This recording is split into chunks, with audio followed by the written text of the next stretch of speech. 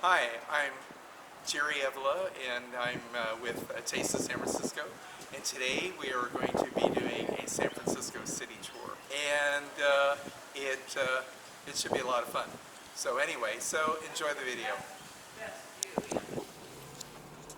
When we take a look at the Marina District, we have to say that at one time this was all part of the bay, and in 1906 we had a great earthquake, and the earthquake struck on April 18th, 1906 at 5:12 in the morning, and it was off the San Andreas Fault, which is one of three major earthquake faults that we have right here in the bay. We have the San Andreas Fault, we have the Hayward Fault in the bay, and we also have the Hollister Fault, and so we have a lot of earthquake faults. But in 1906, we had the largest earthquake ever recorded in the state of California, and it would have measured, if we would have had a Richter scale, between 7.8 8.3, and it lasted for over a minute. And the big problem was that the gas mains that were underneath the ground, the infrastructure, broke loose and sparked 35 separate fires out of control for 3.5 days. And they had to use explosions because they had to dynamite buildings because the water mains were also broken, and so they ended up losing about 3,000 people, and then they had over 1 million tons of rubble. And guess what they said? Let's use the rubble for landfill. This is the area that they filled up. 550 acres of rubble and filling up what is now known as the Marina District. In 1989, on October 17, 1989, we had a 7.1 earthquake. And the hardest hit area in San Francisco was this area. Because when you're on landfill, it's not solid, and things can sink back into the bay, which people were in real denial because they knew that. They said, "Oh, well, let's hope we'll never have that because it's a beautiful place, you know." So, but we just a couple of blocks away from here, we lost a few buildings that sunk back into the bay. I had one major fire here during the time, and guess what happened to property values? It sunk down. And people bought them in droves because they said, "Oh, people forget real fast, and it's still a beautiful area. So let's renovate this area and fix it up and make it look presentable again." Are these single-family homes? A lot of these are single-family homes, and some of them there are a lot of apartments in the Marina District here too. But it's very charming. And I lived here for about 3 years. And I loved it, you know. I was just hoping that there was a big earthquake, you know. But and the area has, the thing about the neighborhoods in San Francisco, you've got restaurants and bars and local people and stuff. It's really a fun city to explore. It's a great walking city. You know, some cities you need a car to get from one area to another, and San Francisco, unless you wanted to leave the city and go to other places and stuff, you don't really need a car, and the transportation system is really good too.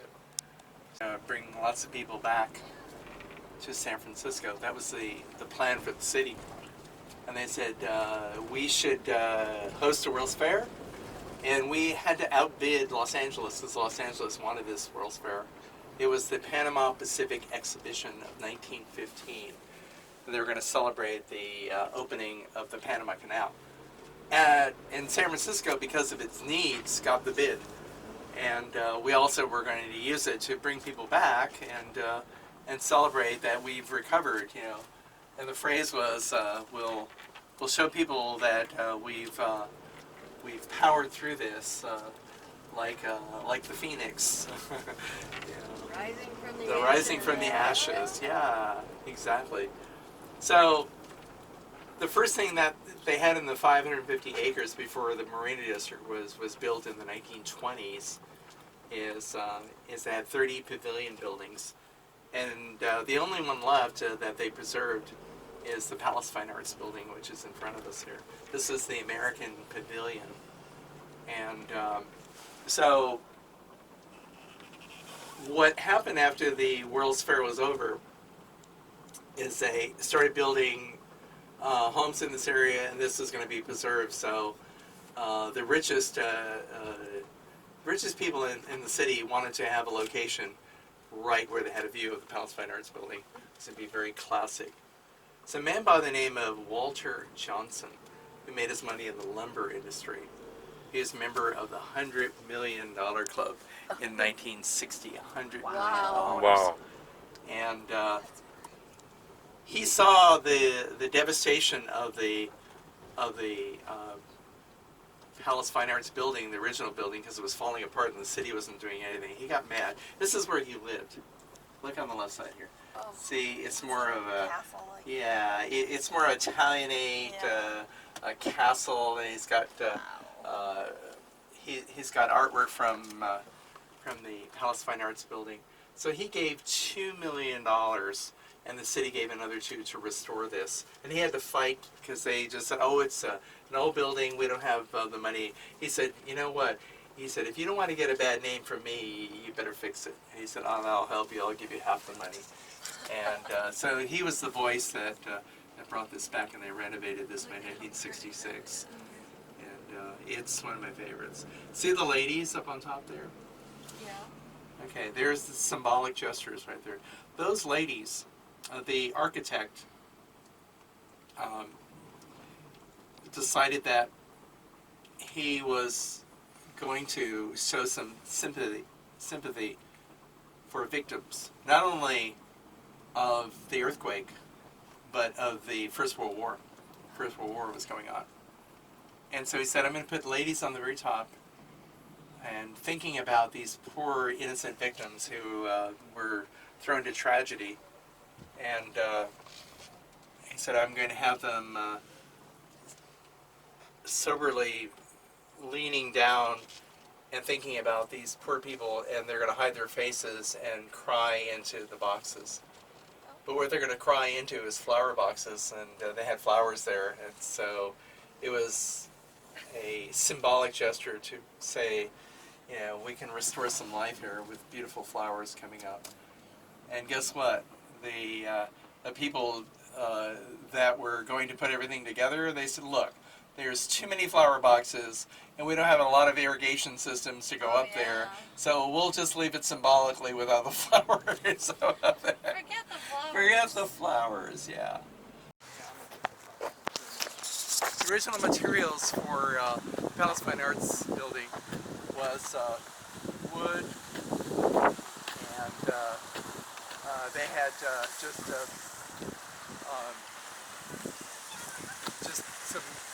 some shields, some plastic, and that's why it fell apart, because Yeah. it wasn't built to be a permanent building. Yeah. And when they decided to redo it, they're going to bring in permanent materials like sandstone and steel inside of it, and they recreated a beauty. And 15 years ago, they had to do another renovation. Yeah. And instead of costing $4 million the first time, it cost $21 million. And a lot of corporations decided that they were going to chip in and spend the money to actually do it. It's a great place for a picture. Oh, that's beautiful.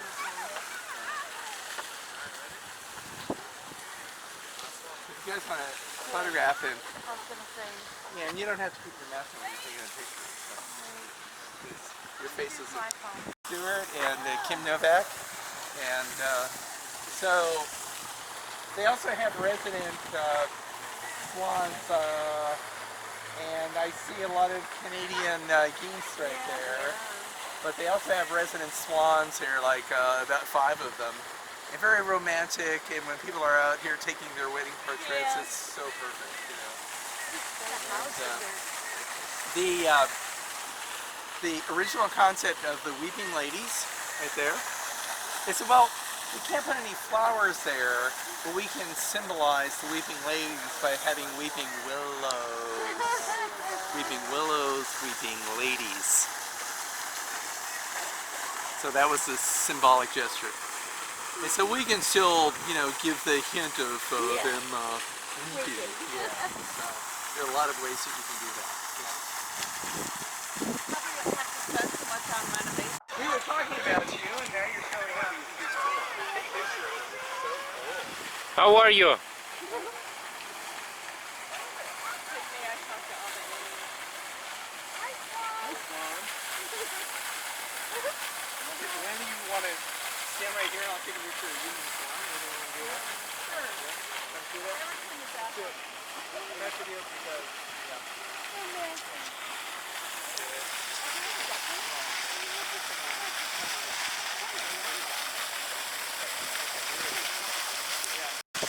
So is this really a palace of fine art? And eventually, in the 1960s, when they renovated the building, they turned it into what as it was called the Exploratorium, and it was a science and art museum, and it was started by Robert Oppenheimer, who had a lot to do with the atomic age. The atomic I know that age, name. yeah. And he Yeah. wanted to show people the concept of science. So he had the Exploratorium, and it outgrew itself, and now they have a huge building along the Embarcadero, which they now have the Oh. Exploratorium. But that's what happened after they renovated this Okay. building. They turned the So I thought there were like two brothers, two Oppenheimer brothers. One of them invented nuclear bomb, Right. and the other That's one true. founded this museum, right? Robert and I need to double check on that. That's what They someone started told me. the museum, yeah. One of them Robert Oppenheimer, yeah. And I think it his was Robert. brother I in- read Robert. Yeah. I'll Let me double check. Yeah, me too. Someone told me that there were Robert, two. Robert Oppenheimer. Robert and the other one was, I think, Right. Mark or something. Yeah, but I heard Robert. I don't know. Yeah, right. So, take a picture right here. What are those things underneath? Are those the painting platforms? Yeah, absolutely, absolutely, yeah. They're building a new suicide building, so that makes sense to them.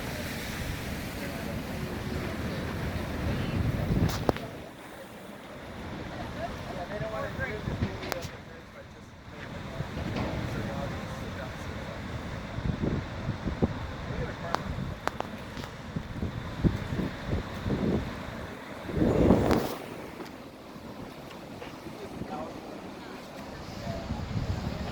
See, you go on top, there's too many people, and you don't get the power of the Columbia Bridge.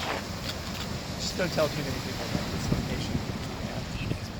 I bet it's usually very busy down here. There's the sea lion. I saw the sea lion's head popping up. He's just going to. I was always a young there. Yeah, there he is. He's popping. Skipped over there.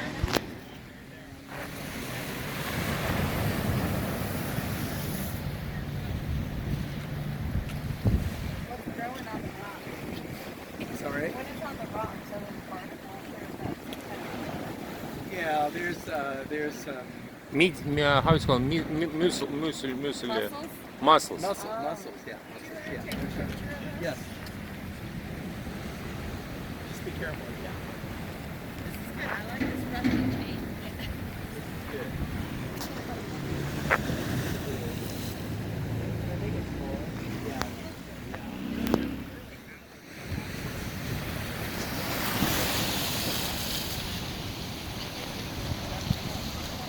Guys, welcome to San Francisco. You see the Golden Gate Bridge.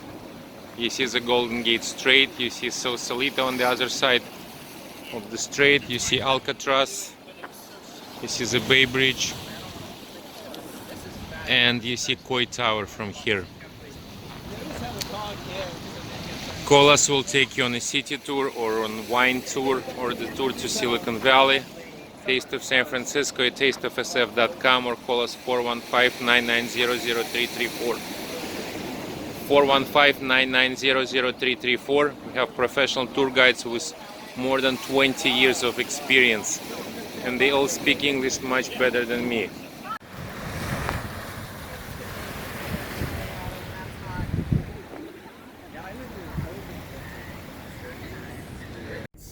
Medevac. The pilots stayed right in these quarters right here. Oh, they're so cute. And yeah, there's 6 bedrooms. Wow. And you know how much they're renting for? $12,000 a month. Wow. Each house like this goes for 12,000 a month. 12,000. Wow. Because they have it all figured out. There's a lot of singles living here. If 6 people want to share the rent, it's like 2,000 each, and then we can get 12,000. And because of that type of market, they get it. I wouldn't pay that, but that's how they get it. There's always an angle to everything. Right. And the city provides that. Now, when we look at history and we get into who are the first New World explorers to actually come into this area. Did you know that the first known New World explorer to actually pass by this area was Sir Francis Drake? I did know that. Did you know that he was working for his queen? That was Queen Elizabeth I. And in their conversations, because he was going to explore the world, I'm sure she said something to him like, "Drake, if you find anything worth claiming for England, please do." And I'm sure he said, "Yes, my queen, I will do that for you." Yes. So, and this is not his fault. I mean, he tried. Because, like I mentioned, the only entrance is right here at Golden Gate Straits. Yeah. From this point to that point. From Point Lobos, which is on that side, Point Lobos and Point Lobos Lighthouse on the other side there. The day he came sailing through here was like June of 1579. It was so foggy he never saw this, so he passed it right up. Couldn't claim it for England. He couldn't claim it for England. I'm sure the American Indians were happy because their lives wasn't going to change that much. Yeah, really. But anyway, so see the old bunkers? Look at the bunkers from the Second World War. Or actually, they go back to the Civil War. See the bunkers? You're worried about ships Right coming in here, through yeah. the main entrance right there on the right side here. The old bunkers. Right? And the Sea Cliff area, which we're going to go into. And I mentioned the Sea Cliff area is what we call San Francisco's Beverly Hills. So just imagine that you just won the Powerball and you're worth $650 million. Isn't that nice to imagine? Yeah. And I'm your real estate agent and we have to find you a place Find me a house. I'll find you a house in the Sea Cliff area. Okay. Okay. Couldn't afford it. Well, if you won the Powerball, she could. Yeah. 650 million. Yeah. I could afford it. Well, yeah. But take a look at, there's, if you really want to spend a lot of your money, you've got properties that are more French style here. And you've got views of the bay.